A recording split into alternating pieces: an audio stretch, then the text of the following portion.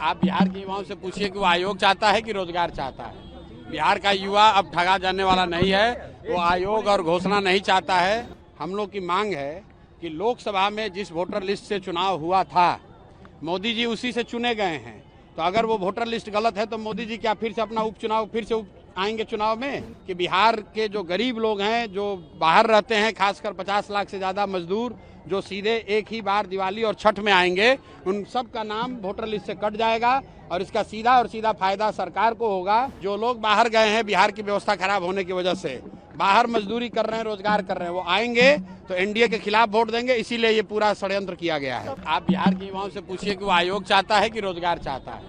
बिहार का युवा अब ठगा जाने वाला नहीं है, वो आयोग और घोषणा नहीं चाहता है। नीतीश कुमार ने 2015 में ये वादा किया था कि 18 साल से 35 साल के तक जितने युवा हैं, जब तक उनको नौकरी नहीं मिलेगी, रोजगार नहीं मिलेगा, तब तक उनको 1000 रुपए का हर महीने बेरोजगारी भत्ता मिलेगा। कोई भी युवा से पूछ लीजिए, आज तक 1 रुपया नहीं मिला है। तो युवा आयोग बनाने से कुछ नहीं होगा। आयोग बनाकर नीतीश कुमार के जो 4 चाटुकार मंत्री और अफसर हैं, वो अपने परिवार वालों को वहाँ नौकरी दिलवाएंगे। बिहार का युवा जो बेरोजगार था वो बेरोजगार ही रहेगा।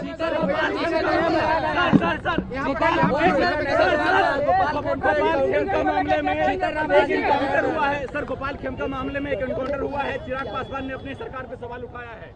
भाई, एनकाउंटर हुआ है, अभी ये खबर आई है, उसकी पूरी जानकारी आने दीजिए, तभी उस पर कोई टीका टिप्पणी हो सकती है कि जिसने मारा था उसका इनकाउंटर हुआ है, किन परिस्थितियों में हुआ है। ये तो जब सारी जानकारी आएगी तभी उस पर कोई टीका टिप्पणी हो सकती है। अरे किसने ये सब, आप लोग फालतू बात जो है, 2015 में महिलाओं को 30% सरकारी नौकरियों में आरक्षण पहले से है। ये नीतीश कुमार पहले ही का घोषणा फिर से दोबारा घोषणा करके बेवकूफ बना रहा है। बिल्कुल जो वोटर लिस्ट रिवीजन हो रहा है ये गलत रिवीजन है।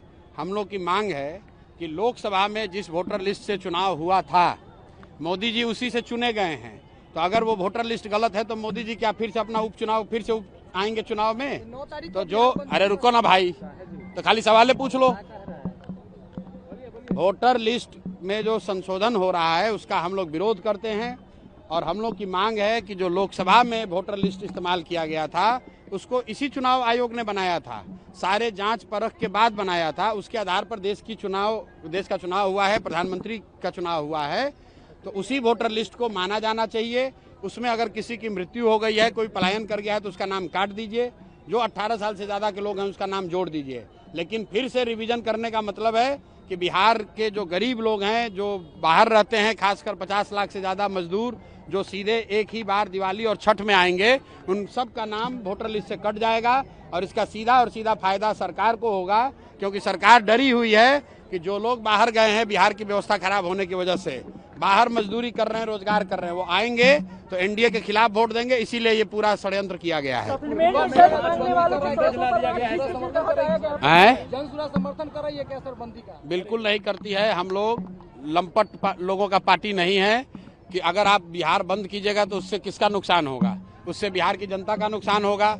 जो लोग रोजी रोटी करते हैं, रेड़ी पट्टी लगाते हैं, जो दुकान चलाते हैं, उनका नुकसान होगा।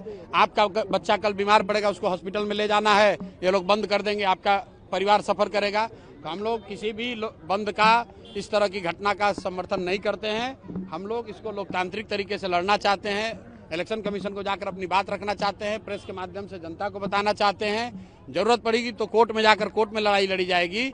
ये धरना प्रदर्शन बंद करना, इससे समाज का, बिहार का नुकसान है, उससे कोई फायदा नहीं, और सिर्फ राजनीतिक रोटी सेकने का परिणाम।